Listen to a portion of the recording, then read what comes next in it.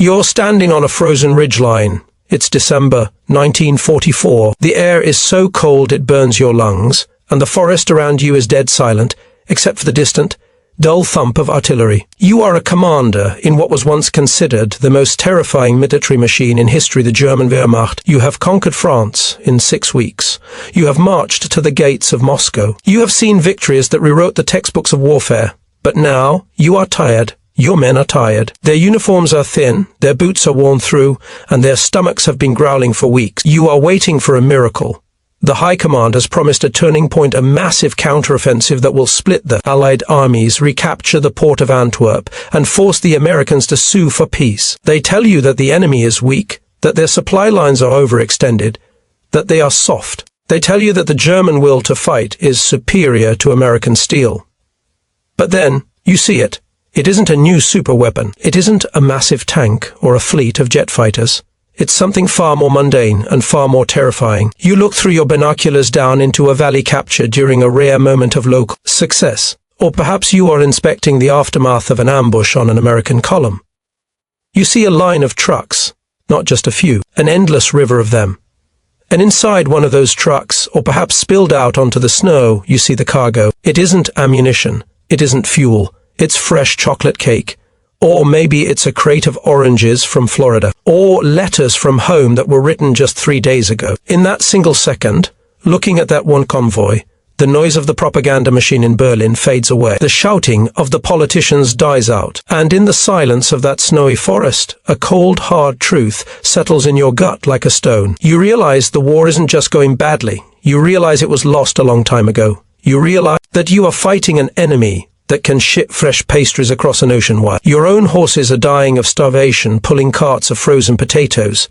This is the story of that moment. But to understand why seeing a simple supply convoy could break the spirit of a battle-hardened general, we have to peel back the layers of a myth that has persisted for 80 years. We have to go back to the beginning and look at the lie that Germany told the world, and the lie it eventually started telling itself. Most of us have a very specific image of the German military in World War II. We've seen the newsreels. We've seen the movies. We picture columns of panzer tanks roaring across the dusty plains of Poland or the paved roads of France. We picture mechanized infantry, soldiers riding in half-tracks, dive bombers screaming overhead a symphony of gasoline and steel. We call it Blitzkrieg, lightning war.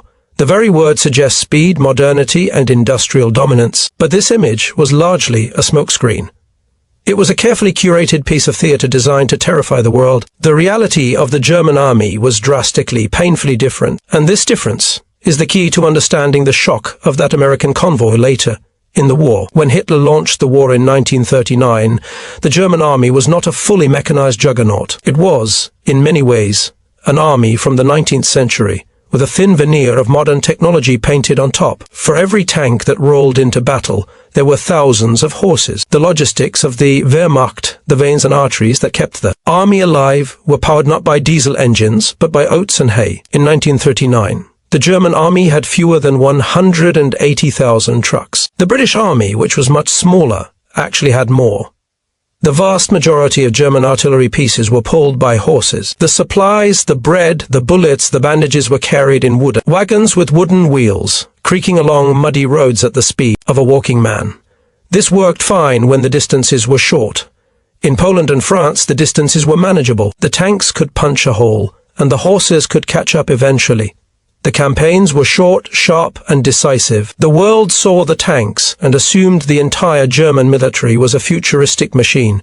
But the German generals knew the truth. They knew that their lightning war was a gamble. It relied on winning quickly, before the logistical nightmare of a horse-drawn army caught up with them.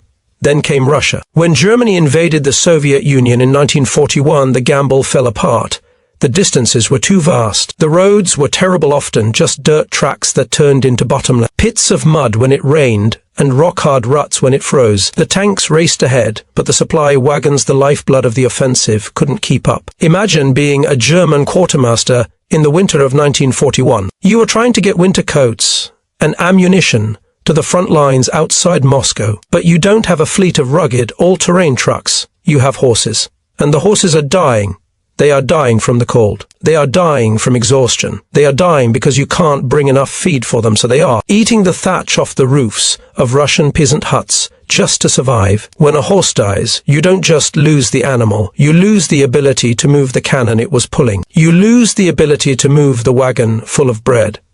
And then, the soldiers start eating the horses. It becomes a vicious cycle of starvation and immobility. By the middle of the war, the German army wasn't becoming more mechanized, it was actually demodernizing. They were relying more on horses in 1943 than they were in 1940 because their trucks were breaking down, running out of fuel, or being destroyed, and they didn't have the industrial capacity to replace them. This is the background that is often left out of the history books. We focus on the battles, the tactics, the generals.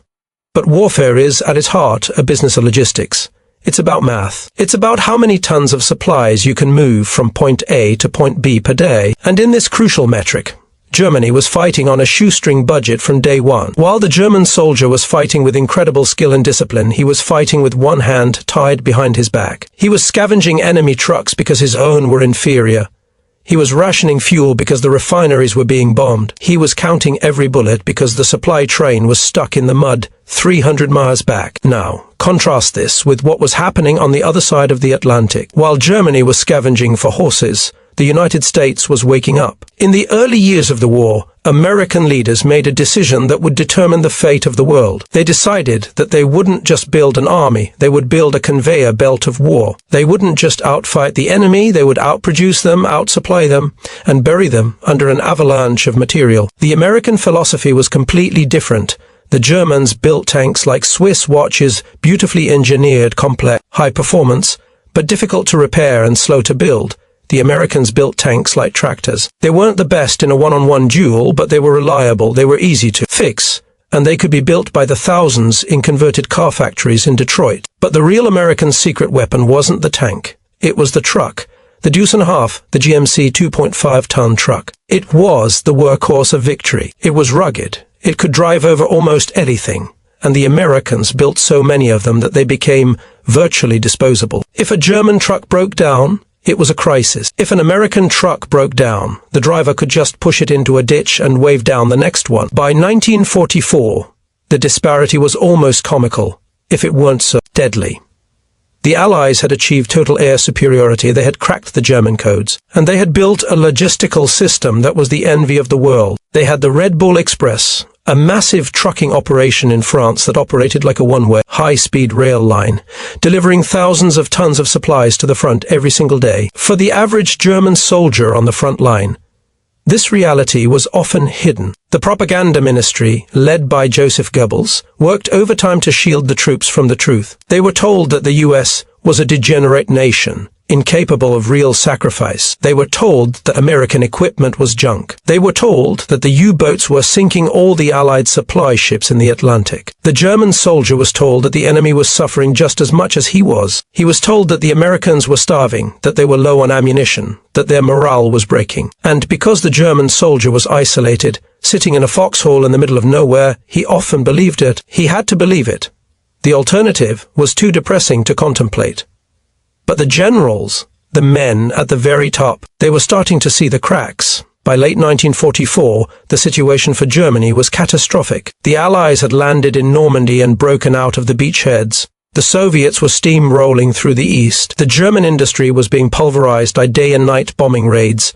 The fuel situation was critical. The Luftwaffe, the German Air Force, was grounded because they simply didn't have the gas to fly their planes. German commanders were reduced to planning battles based on how much fuel they could siphon from captured enemy vehicles. Think about that desperation. You are planning a major offensive, and your logistics plan relies on hoping you find enemy gas stations intact. This brings us to the Ardennes offensive, the Battle of the Bulge. This was Hitler's last gamble. The plan was audacious, a massive surprise attack through the snowy forests of Belgium, catching the Americans off guard. The goal was to seize the port of Antwerp and cut the Allied supply lines. The German preparations were secretive and intense. They gathered the last of their reserves. They scraped together every tank, every drop of fuel, every veteran soldier they could find. It was a do-or-die moment. The mood among the commanders was a strange mix of fatalism and fanatical hope. They knew the odds were against them, but they also felt a surge of pride. They had managed to assemble a powerful force right under the nose of the enemy. The soldiers were told that this was the final push to victory. They were told that the Americans were overstretched and unready for winter warfare. They were told that the sheer ferocity of the German attack would shatter the soft American resolve. When the attack launched on December 16, 1944, it initially succeeded. The Americans were indeed taken by surprise. The weather was terrible, thick fog and snow, which grounded the Allied Air Force, neutralizing their biggest advantage. The German panzers smashed through the thin American lines. For a few days, it looked like the miracle might actually happen. But as the German columns advanced, the old problems returned. The roads were narrow and icy, traffic jams stretched for miles, and the fuel gauges on the Tiger and Panther tanks began to drop. The offensive was hungry. It needed thousands of gallons of gasoline every hour, and the supply lines once again, mostly horse-drawn or relying on a dwindling number of trucks, couldn't keep up.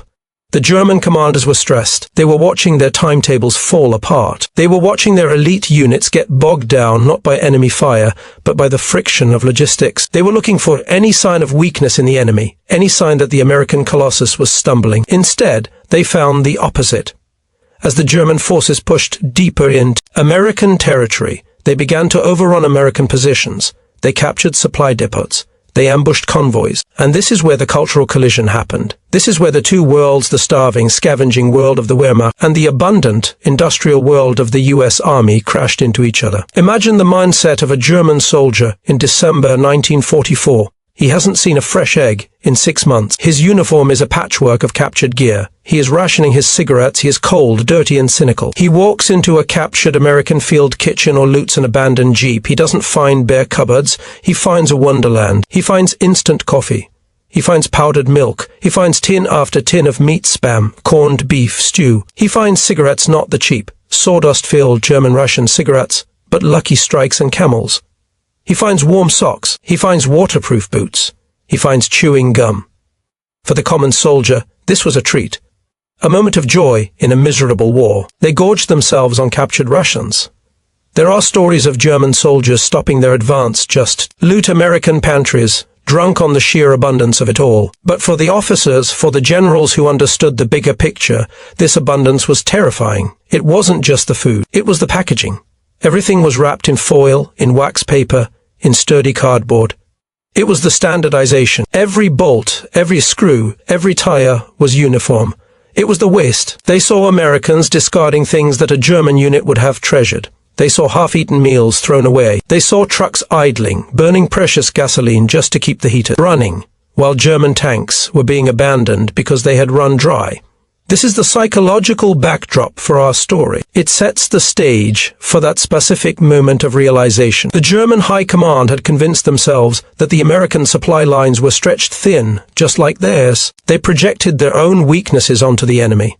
They assumed that, because they were struggling to get potatoes to the front, the Americans must be struggling to get basic rations to their men. They were about to be proven wrong in the most heartbreaking way possible. As the Battle of the Bulge raged on, the German advance began to stall. The skies cleared, and the Allied fighter bombers returned, raining destruction on the German columns. The roads became graveyards of burning vehicles. But amidst this chaos, the flow of American supplies never stopped. It was a relentless tide. There is a specific account, often attributed to General Fritz Bayerlein or officer, in his Panzerlehr division, but echoed by many others in different sectors. It centers on the capture of a supply convoy or a supply drop near the front lines. The German troops, exhausted and hungry, pry open the crates, expecting to find the usual necessities of war: bullets, bandages, maybe some hardtack biscuits. Instead, they find something that defies their understanding of reality. They find a cake. Not a stale, hard loaf of bread, a fresh chocolate cake, baked in America, boxed in America, shipped across 3,000 miles of submarine-infested ocean, unloaded at a port in France, driven hundreds of miles on a truck, and delivered to the front line, still fresh, still soft. To you and me, it's just a cake. But to a German general, standing in the snow in 1944, it was a message. It was a demonstration of power more convincing than 1,000 atomic bombs. It said, we have so much fuel, so many ships, so many trucks, and such mastery of the seas that we can afford to use valuable cargo space for luxuries. It said, We are not just fighting you, we are overwhelming you with our lifestyle. The engine of the captured jeep is still ticking, cooling down in the frigid winter air. Around you, the forest is alive with the sounds of a feast. It is a surreal scene. Hardened veterans, men who have killed and bled in the frozen mud for weeks, are laughing. They are sitting on crates of ammunition, their faces smeared with jam, their pockets stuffed with packs of gum. For a moment, the war seems to have vanished, replaced by a bizarre picnic in the middle of hell. You walk through the snow, your boots crunching on the ice. You are the commander here. You should be happy. Your men have just successfully ambushed an American supply column. You have captured weapons, fuel, and vehicles. This is a victory. This is exactly what the High Command ordered you to do. But as you watch your men tear into the cardboard boxes, a cold knot tightens in your stomach. You walk over to a jeep where a group of your officers is gathered. They aren't looking at maps. They aren't cleaning their weapons. They are staring at something sitting on the hood of the vehicle. It's a box, a simple cardboard parcel. The return address is handwritten. It's from a mother in Boston, or maybe a wife in Ohio. And inside, sitting there like a crown jewel, is a chocolate cake. You pick it up. It's heavy. You bring it closer to your face. You can smell the sugar, the cocoa, the faint scent of vanilla. It's not a rock-hard ration bar. It's a homemade cake. You look at the date on the postmark, and that is the moment the world shifts on its axis. The date is recent, just a few weeks ago. Your mind starts to race, doing the impossible calculus of logistics required to get this object here. This cake was baked in a warm kitchen in America. It was driven to a post office. It was put on a train. It was loaded onto a ship, one of thousands of Liberty ships crossing the Atlantic. It survived the U-boat wolf packs. It was unloaded at a massive port in France, perhaps Cherbourg or Antwerp. It was sorted by a clerk. It was loaded onto a truck, and it was driven hundreds of miles to the very edge of the front line through snow and enemy fire, just so a single American private could have a taste of home. You look at your own uniform. It's worn. Your men are eating soup made from melted snow and whatever vegetables they can scavenge from frozen fields. You have to fill out a request form in triplicate just to get a new pair of boots, and even then, they might never arrive. And the enemy? The enemy is shipping pastries. This story, or variations of it, has echoed through the memoirs of German commanders for decades. Whether it was General Hasso von Manteuffel or the staff of Field Marshal Model, the sentiment was always the same. It wasn't the tanks that broke them. It was the cake. To understand why this was such a psychological sledgehammer, we have to look at what was happening behind the scenes of the American war machine. The German general standing in the snow didn't just see a desert. He saw a terrifying surplus of capacity. In war, shipping space is the most valuable currency on Earth. Every cubic inch on a ship is precious. You have to prioritize. Do you send bullets? Do you send blood plasma? Do you send gasoline? These are life and death decisions. If you are struggling, if you are losing, you cut the luxuries first. You strip the war down to the bare essentials of killing and surviving. By sending a chocolate cake, the United States was effectively shouting, across the battlefield, we have already sent enough bullets. We have already sent enough gas. We have so much extra shipping space, so much extra fuel, and so many extra trucks that we can prioritize your grandmother's baking. It was a display of arrogance and power that the German mind, conditioned by years of scarcity, simply couldn't comprehend. But the cake was just the tip of the iceberg. If that general had known the full extent of the American logistical flex, he might have surrendered on the spot. Consider the Turkey run of 1944, just a month before the Battle of the Bulge, as the American armies were grinding taut. The German border, the US High Command decided that every single American soldier in the European theater, that's millions of men, should have a traditional turkey dinner for Thanksgiving. Think about the insanity of that order. They didn't just ship canned turkey. They shipped frozen turkeys. They required refrigerator ships, specialized vessels that kept the cargo at a specific temperature. Then they needed refrigerator trucks to get them to the distribution points. Then they needed field kitchens with the capacity to roast them. While German supply officers were sweating over how to get enough horse fodder to the front, American planners were organizing a transatlantic cold chain supply network just to ensure morale remained high. They moved tons of poultry across an ocean while fighting a global war. When German troops captured American positions after Thanksgiving, they found turkey bones. They found the remnants of a feast. It made them feel like paupers fighting a billionaire. And it gets even stranger. The German general looking at that cake might have heard rumors of an even more ridiculous weapon in the American arsenal, the ice cream ship. This sounds like an urban legend, but it is a documented fact. In the Pacific Theater, the U.S. Navy actually commissioned a concrete barge, the USS Quartz, that was essentially a floating ice cream factory. It had no guns, it had no armor. Its sole purpose was to churn out 500 gallons of ice cream every single shift to be distributed to sailors and Marines. Why? Because the American military doctrine believed that comfort wasn't a luxury, it was a weapon. A soldier who feels connected to home, who feels well-fed and cared for, fights harder. He doesn't break as easily. Germany had a philosophy of willpower. They believed that a soldier could overcome hunger and cold through sheer ideological fanaticism. The Americans had a philosophy of logistics. They believed you shouldn't have to overcome hunger. You should just be fed. As the German general stands there in the snow, staring at the cake, he realizes that his entire worldview is obsolete. He has been raised on the idea of the warrior hero, the Spartan who endures hardship. But he is fighting a corporation. He is fighting a factory. He looks up from the cake and watches his men. They are stuffing their pockets with American cigarettes, Lucky Strikes, Camels. The smoke hangs in the cold air, smelling rich and expensive compared to the harsh, weedy tobacco they are used to. He picks up a captured rifle, an M1 Garand.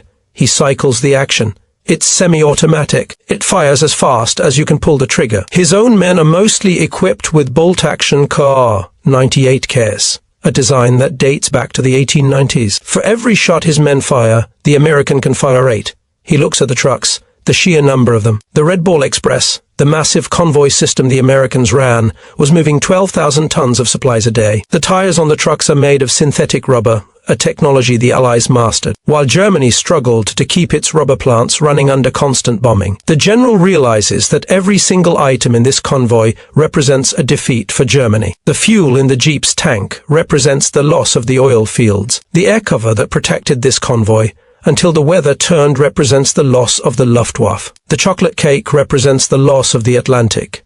It is a crushing, suffocating realization. He turns to his aide. The aide is young, a true believer, perhaps 19 years old. The boy is smiling, holding a tin of American Spam. Herr General, the boy says, beaming. Look at this. Meat. Real meat. The general looks at the boy with a profound sadness. The boy sees a meal. The general sees the end of the war. Enjoy it, the general says softly. It's the best meal you will ever have. He doesn't say what he is really thinking. He doesn't say, we are going to lose. We are going to lose because we are fighting a nation that treats war like a delivery service. This moment of clarity wasn't unique to one man.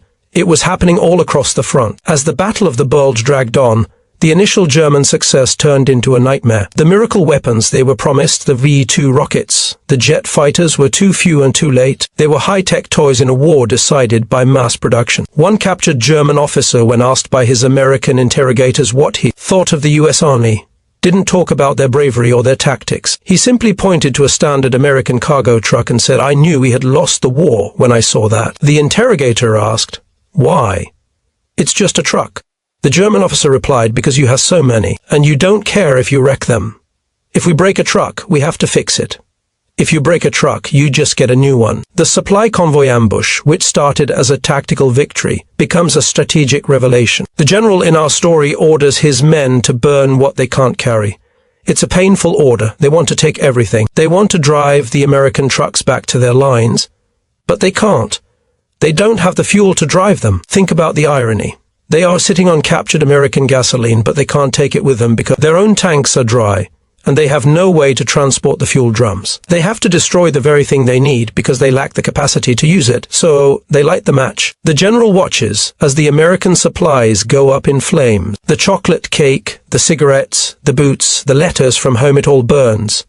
The fire reflects in his eyes. He isn't just watching a convoy burn. He is watching the illusion of German superiority turn to ash. He knows that tomorrow the Americans will just send another convoy, and another, and another.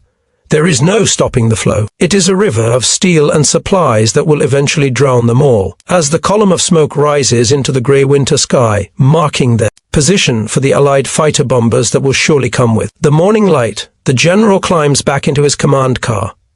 The engine coughs and sputters before catching. It's running on fumes. He looks at his map. The lines showing the German advance are aggressive, bold arrows pointing toward Antwerp. But in his mind, he sees the truth. Those arrows aren't spearheads, they are desperate dying gasps. He folds the map. The chocolate cake is gone, consumed or burned, but the taste of it lingers, a sweet, sickly reminder of the impossible odds they face. The smoke from the burning American convoy has barely faded when the sky begins to change. For days, the low, grey ceiling of clouds has been your only shield. It has hidden you from the eyes of the enemy air force. It has allowed your panzers to crawl forward, inch by inch, protected by the fog. But now, as you look up, the grey dissolves. The clouds break apart like torn cotton. And through the gaps, you see a terrifyingly brilliant blue. To a civilian, it is a beautiful winter day. To you, it is a death sentence. The sound starts as a low drone, vibrating in the teeth of every soldier on the line. Then it becomes a roar. The Jabos, the Allied fighter bombers, are back. P-47 Thunderbolts and Typhoons descend from the blue like angry wasps. They don't just attack, they swarm. They hunt individual trucks. They circle over crossroads. They turn the retreat into a slaughterhouse. You watch your precious Tiger tanks, the fearsome steel beasts that were supposed to win you the war. They aren't destroyed by enemy tanks. They aren't blown up by bazookas. They simply stop. Their engines cough once, twice, and die. The fuel gauges are empty. This is the climax of the tragedy that began with that chocolate cake. You are witnessing the death of an army, not by the sword, but by starvation. You see your crews weeping as they climb out of their machines. These men love their tanks. They have lived in them, fought in them, survived in them. But now, they have to destroy them. They drop grenades down the hatches to disable the guns, effectively blowing up millions of Reichsmarks of engineering. Because a fuel truck 10 miles back got stuck in the mud, or because there was no fuel truck at all. The road back to Germany becomes a graveyard of ambition. It is littered with the carcasses of the Wehrmacht, abandoned half-tracks, dead horses, and thousands of men, walking with their heads down, hands in their pockets, no longer looking like conquerors, but like ghosts. The retreat from the Battle of the Bulge is where the German army finally breaks. It isn't a snap, it is a slow, grinding disintegration. And as you retreat, the contrast between your reality and the American reality becomes inescapable. You pass through towns that you held just a few days ago. Now, the Americans are there, and what do you see? You don't see them scavenging. You don't see them rationing. You see them paving the roads. This is not a figure of speech. The American engineering battalions are behind the front lines, widening the roads, filling the potholes, and laying down steel matting to ensure their trucks don't get stuck in the mud. They are terraforming the battlefield to suit their logistics. While you are struggling to move through the environment, they are rebuilding the environment to move through it faster. You realize then that you never really understood the enemy. You thought you were fighting a cowboy nation, a chaotic mix of undisciplined civilians. But you are fighting a nation of engineers. They have turned war into an industrial project. They don't look for glory, they look for efficiency. The end comes for you a few weeks later. The pocket has collapsed. Your unit is surrounded. There is no ammunition left. The order comes down, surrender.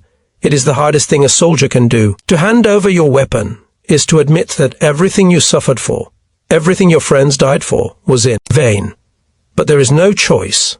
You organize your men. You tell them to clean their uniforms as best they can. You want to walk into captivity with some shred of dignity. You march toward the American lines. You expect execution. You expect brutality.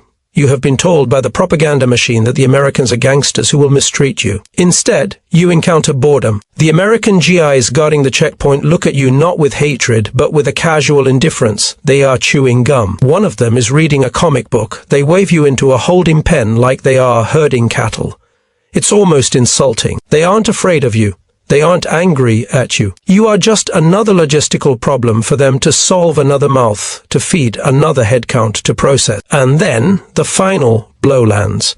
You are processed into a POW camp. It's a temporary enclosure, barbed wire strung up in a muddy field. You are expecting a crust of bread, maybe some water. An American truck pulls up. The tailgate drops. Soldiers start unloading crates. They aren't throwing scraps at you. They are setting up a field kitchen. Within an hour, you are holding a tin tray. On it is hot stew, real meat, vegetables, a piece of white bread, and coffee. Real coffee. Not the roasted acorn substitute you've been drinking for 3 years. The aroma hits you, and it brings tears to your eyes. It smells like peace. It smells like a world you thought had been destroyed. You sit on the ground, surrounded by your defeated men. You take a bite, and in that moment, eating the enemy's food, you understand the full scale of the lie. Germany had been told it was fighting for survival against a weak, decaying world. But here you are, a prisoner, eating better than you did as a general in the field. The Americans haven't just defeated you, they have absorbed you. They have so much food that they can afford to feed the very men who were shooting at them 2 hours ago. This is the ultimate humiliation. It proves that the chocolate cake you saw in the supply convoy wasn't a fluke. It wasn't a lucky shipment. It was the standard. It was the baseline. The Americans fought the war with a surplus that you couldn't even dream of. Years later, after the war is over, after the cities are rebuilt and the scars have started to fade, you will sit in a study and write your memoirs. You will try to explain to the next generation how the greatest military force in Europe was dismantled. You will write about the tactical mistakes. You will write about Hitler's interference. You will write about the Russian winter. These are the things historians love to analyze. They love to move arrows on maps and debate flank maneuvers. But you know the truth. You know that the war wasn't decided in the planning rooms of Berlin or the bunkers of Normandy. It was decided in the factories of Detroit. It was decided in the shipyards of California. It was decided by the Liberty ships that were built faster than the U-boats could sink them. There is a famous saying, amateurs talk strategy. Professionals talk logistics. The German high command were amateurs disguised as professionals. They fell in love with the arrow on the map. They fell in love with the idea of the superweapon, the Tiger tank, the V2 rocket, the jet fighter. They thought that if they built a machine that was 10 times better than the enemy's, they would win. They forgot the math. The Americans didn't build a tank that was 10 times better. They built 10 tanks that were good enough, and they made sure that all 10 of them had a full tank of gas, a spare transmission, and a crew that had eaten a hot breakfast. The German Tiger tank was a masterpiece of engineering, a terrifying predator. But a Tiger tank without fuel is just a 60-ton paperweight. A Tiger tank with a broken track and no spare parts is a pillbox. A Tiger tank with a starving crew is a coffin. The American Sherman tank was lighter, weaker, and had a gun that often bounced off the German armor. But it was always there. If you destroyed one, 2 more appeared over the hill, and behind them were the trucks. And behind the trucks were the ships, and behind the ships was a nation that had mobilized its entire economy not just to fight, but to supply. The story of the general and the chocolate cake is a parable for the modern world. It teaches us that flash and fury do not win wars. Endurance wins wars. Capacity wins wars. The ability to keep going when things go wrong wins wars. Germany built an army for a sprint. They bet everything on a knockout blow in the first round. But World War II was a marathon, and when the race settled into the long, grueling miles, the runner with the better shoes, the better diet, and the water bottle was always going to win against the runner who was sprinting barefoot. As the years pass, that image of the cake on the hood of the Jeep stays with you. It becomes more than a memory. It becomes a symbol. It symbolizes the moment the spell was broken. For years, you lived inside a bubble of propaganda, believing in the superiority of the German will. You believed that spirit could overcome matter. You believed that a hungry wolf fights harder than a well-fed dog. But looking at that cake, you realized that the universe doesn't care about spirit. It cares about physics. It cares about calories. It cares about tonnage. You remember the young Ed who was so excited about the spam. He didn't survive the war. He died in the retreat, strafed by a P-47 on a lonely road in Belgium. He died because his truck ran out of gas, and he was a sitting duck. He died of a logistical failure. And what about you? You survived. You survived to eat the American stew. You survived to see the American trucks roll through the ruins of your cities, bringing the concrete and steel to rebuild them. You survived to realize that the supply convoy you ambushed that day was the true conqueror. The soldier holding. The rifle didn't defeat you. The truck driver delivering the crate defeated you. The baker in Ohio defeated you. In the end, the war wasn't won by hatred or fury. It was won by a supply chain. It was won by the relentless, boring, unglamorous power of getting things from point A to point B. So the next time you see a documentary about World War II, and you see the clips of the roaring tanks and the screaming dive bombers, look closer. Look into the background. Look for the trucks. Look for the crates stacked on the beaches. Look for the humble, ugly, mass-produced cargo ships. That is where the war was won. It was won in the cargo hold. It was won in the ledger book. It was won on the assembly line. And for one German general, standing in the freezing snow of the Ardennes. It was lost the moment he realized that his enemy could ship a chocolate cake halfway around the world through a war zone just to say happy birthday. That cake was the most dangerous weapon of the war. It didn't kill a single soldier. It didn't destroy a single building. But it killed the only thing that kept the German army fighting. It killed their hope.